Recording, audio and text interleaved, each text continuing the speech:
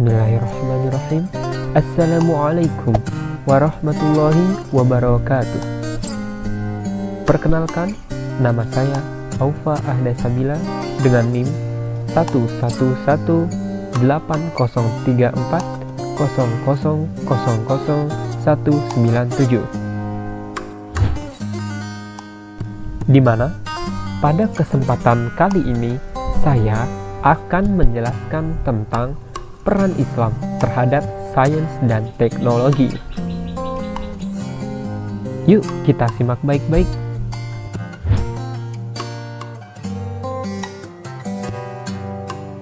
Islam memiliki kepedulian dan perhatian penuh kepada umatnya agar terus berproses untuk menggali potensi-potensi alam dan lingkungan menjadi sentrum peradaban yang gemilang.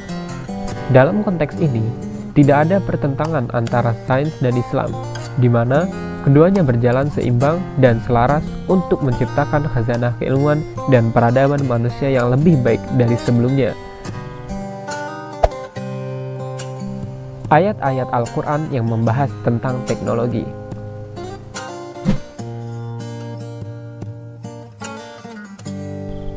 Pandangan Islam tentang sains dan teknologi dapat diketahui prinsip-prinsipnya dari analisis wahyu yang pertama yang diterima oleh Nabi Muhammad SAW yang berbunyi, Bismillahirrahmanirrahim.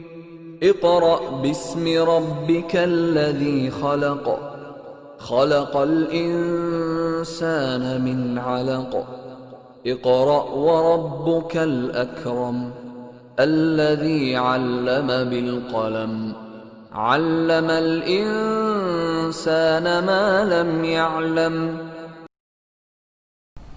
Yang artinya, bacalah dengan menyebut nama Tuhanmu yang menciptakan. Dia telah menciptakan manusia dari segumpal darah. Bacalah, dan Tuhanmu lah yang maha pemurah, yang mengajar manusia dengan perantaran kalam. Dia mengajar kepada manusia apa yang tidak diketahuinya. Quran Surat Al-Alaq ayat 1-5.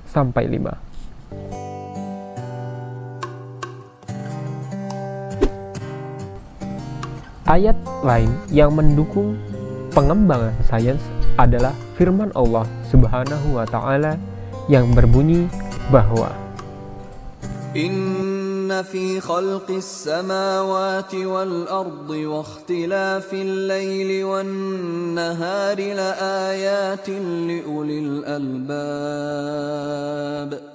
alladhina yadhkuruna Allaha qiyaman wa qu'udan wa 'ala junubihim wa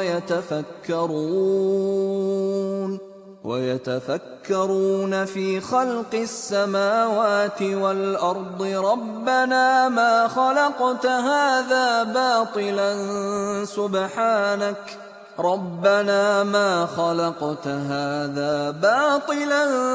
سبحانك فقنا عذاب النار.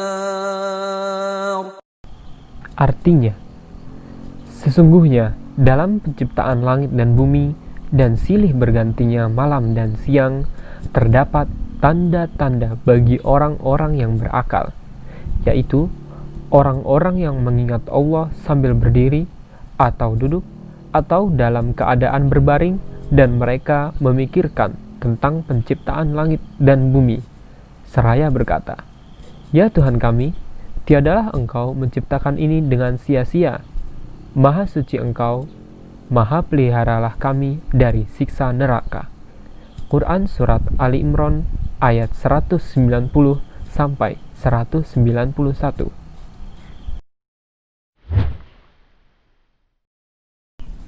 Selanjutnya, marilah kita masuk kepada pandangan-pandangan tokoh ahli sains. Pertama, menurut Maurice Bucaille, seorang ahli sains barat, Maurice Bucaille, setelah ia melakukan penelitian terhadap Al-Quran dan Bible dari sudut pandang sains modern, menyatakan bahwa saya menyelidiki keserasian teks Al-Quran dengan sains modern secara objektif dan tanpa prasangka. Mula-mula saya mengerti. Dengan membaca terjemahan, bahwa Al-Quran menyebutkan bermacam-macam fenomena alamiah. Tetapi, dengan membaca terjemahan itu, saya hanya memperoleh pengetahuan yang ringkas.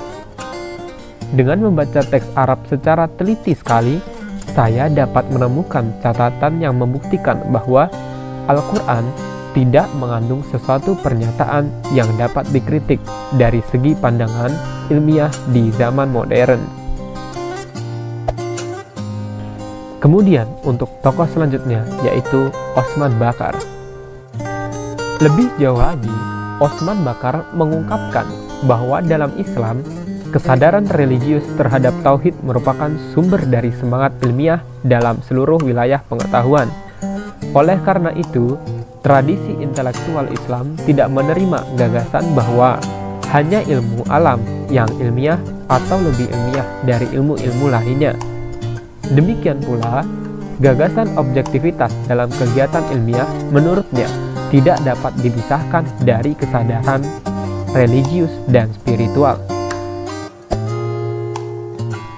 Kendati demikian, Al-Quran bukanlah kitab sains dan terlebih lagi pada pendekatan buktiisme melekat bahaya besar, yaitu meletakkan sains ke dalam bidang suci dan membuat wahyu ilahi menjadi objek pembuktian sains barat.